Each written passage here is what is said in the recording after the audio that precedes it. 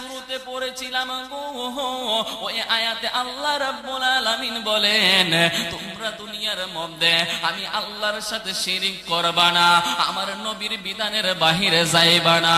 আমি আল্লাহকে যদি সন্তুষ্ট করতে হয়, আমার নবীর ভালোবাসার পাশাপাশি এই দুনিয়ার মধ্যে যিনি তোমার কাছ থেকে সবচেয়ে বেশি ভালোবাসা পাওয়ার যোগ্য রে, ওই ব্যক্তিটার নাম হলো তোমার মা এবং বাবা। আরো বড় করে বলুন না আল্লাহু আকবার। এবার হাদিস পাকের দিকে যখন আমরা লক্ষ্য করি, মুসলিম শরীফের হাদিসের মধ্যে এসেছে আমার নবী রাহমাতুল লিল আলামিনের দরবারে এক সাহাবী গিয়ে বলে, ইয়া রাসূলুল্লাহ নবীজি, ও মায়ের নবী গো, আমার মনের মধ্যে বড় আশা আছে গো, ইয়া রাসূলুল্লাহ নবী গো, আমার মনের মধ্যে অনেক বড় একটা আশা আছে। আমার নবী বলেন, সাহাবীরে কোন আশা নিয়ে এসেছো? এই আল্লাহু আকবার জোরে বলতে হবে। এই সাহাবী কয়, ইয়া রাসূলুল্লাহ নবী গো, আরো জোরে আরো জোরে, ইয়া হাবিবাল্লাহ নবী গো, আমার মনে চায় আপনি নবীর সাথে যুদ্ধের ময়দানে যায়, আমার মনে চায় আপনি নবীর সাথে জিহাদের ময়দানে যায়।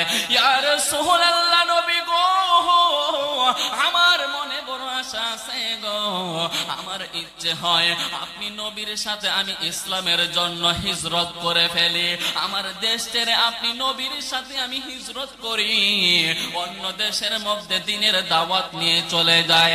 আমার নবী ডাক দিয়ে কয়, সাহাবীরা রে,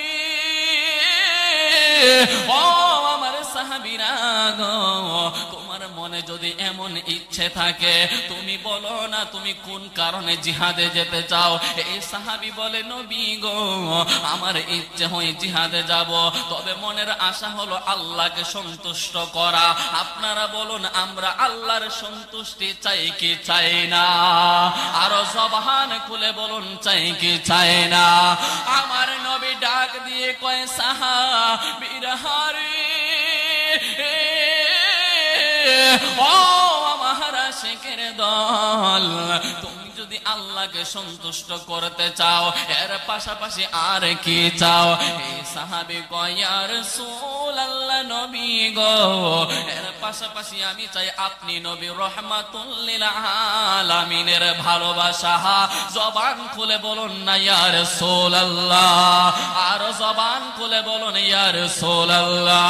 এবার আমার নবী কয়, সাহাবীরা রে, ও আমার উম্মতের দল, তোমরা যদি আমি নবীকে ভালোবাসতে চাও, তোমরা যদি আল্লাহর সন্তুষ্টি চাও, আমি বাজিতপুর থেকে এসেছি আপনাদের সামনে বানিয়ে কোনো কথা বলার জন্য নয়, আমি আপনাদের মাহফিলে এসে বক্তার আসনে বসেছি কোনো কিচ্ছা কাহিনী বলার জন্য নয়, কোরআন হাদিসের ভিতর থেকে আলোচনা করব। যদি কারো ভিতরে কষ্ট লাগে আমাদের দেখার কোনো বিষয় নাই, কথা কোন ঠিক কিনা? এবার আমার নবী কয়, সাহাবীরা রে, ও আমার সাহাবীরা গো, তোমরা যদি আল্লাহর সন্তুষ্টি চাও, তোমরা যদি আমি নবীর ভালোবাসা চাও, যদি পরকালে শান্তি চাও, তাহলে তোমার কাছে আমি দুইটা প্রশ্ন করব। আপনারা বলুন আমার নবী আমাদের জন্য রহমত নাকি গজব? আরো জোরে কোন, আরো জবান খুলে কোন।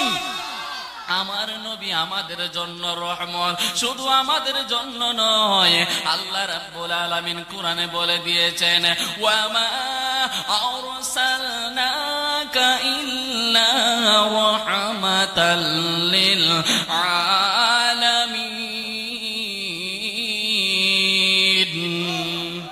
আমার আল্লাহ বলে দিয়েছেন আপনি হাবিবকে আমি দুনিয়ায় পাঠিয়েছি তামাম সৃষ্টি জগতের রহমত বানিয়ে। ওই রহমাতুল লিল আলামিন বলেন, ও আমার সাহাবীরা গো, তোমার কাছে আমার দুইটা প্রশ্ন আছে। হে সাহাবী জিজ্ঞেস করলেন, নবী গো এই প্রশ্নটা কি বলুন না।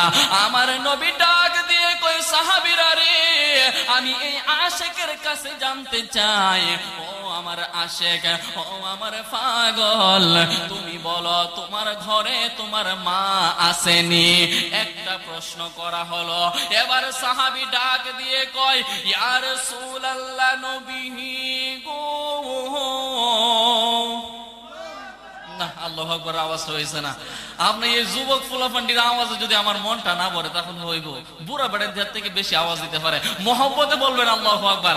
এবার সাহাবীরা ডাক দিয়ে কয়, ইয়া রাসূলুল্লাহ, নবী গো,